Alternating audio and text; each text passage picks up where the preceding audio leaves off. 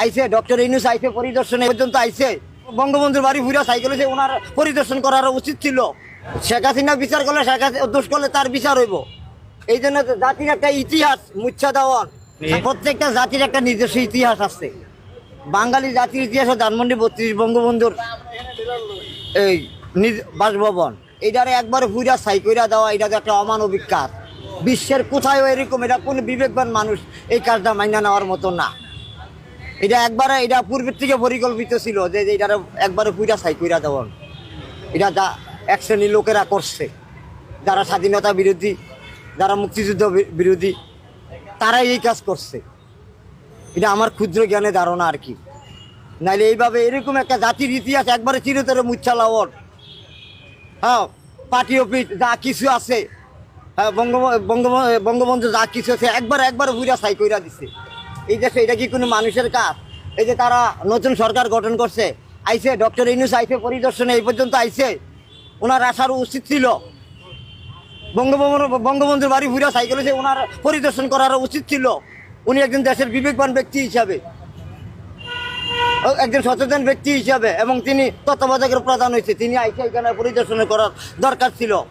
এটার করার দরকার ছিল, সুপ্রস্তাব জানানোর দরকার ছিল, নিন্দা জানানোর দরকার ছিল, এটা নগদ তদন্ত কমিটি গঠন করার দরকার ছিল। এটা কারা করলো?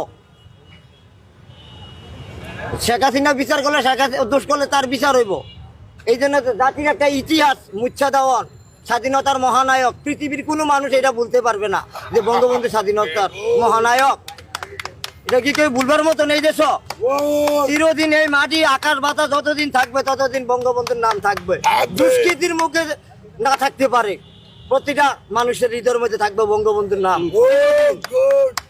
বঙ্গবন্ধু জাতির ইতিহাস একবারে মুচ্ছা দিছে, একবারে মুচ্ছা দিছে। এটা পূর্বের থেকে পরিকল্পিত। এই দেশের বঙ্গবন্ধুর নাম একবারে যে দুইয়া মুচ্ছার লাইব চিরতরে, এটা পূর্বের থেকে পরিকল্পিত। এটা দেশের সাধারণ জনগণ বুঝা গেছে, বুঝা গেছে, সবাই বুঝছে এই দেশের জনগণ। এইটা আমরা কেন বাচ্চা রইলাম? আমরা মহিলা দাউনগা বালাই এই জাতি। বঙ্গবন্ধুর ইতিহাস চিরতরে মুচ্ছা দেওয়ার মানে কিটা? এই বাঙালি জাতিরে নিধন করা, বাঙালি ইতিহাস শেষ করা। বঙ্গবন্ধুর নাম যে রাখবো না, এইটাই বারে বারে এইটাই মনের থেকে গুচ্ছা ওড়ে যে বঙ্গবন্ধুর নাম এই দেশে চিরতরে মুচ্ছা দিচ্ছে। এই দেশে রাখতো না। অনেক শ্রেণীর লোক আছে বঙ্গবন্ধুর বিরোধিতাকারী, স্বাধীনতা বিরোধিতা করছে, 71-এর বিরোধিতা করছে, মুক্তিযুদ্ধ, এখনো মুক্তিযুদ্ধের বিরোধিতা চলতে আছে এই দেশে। এখনো এই দেশে স্বাধীনতা বিরোধী চক্রান্ত চলতে আছে।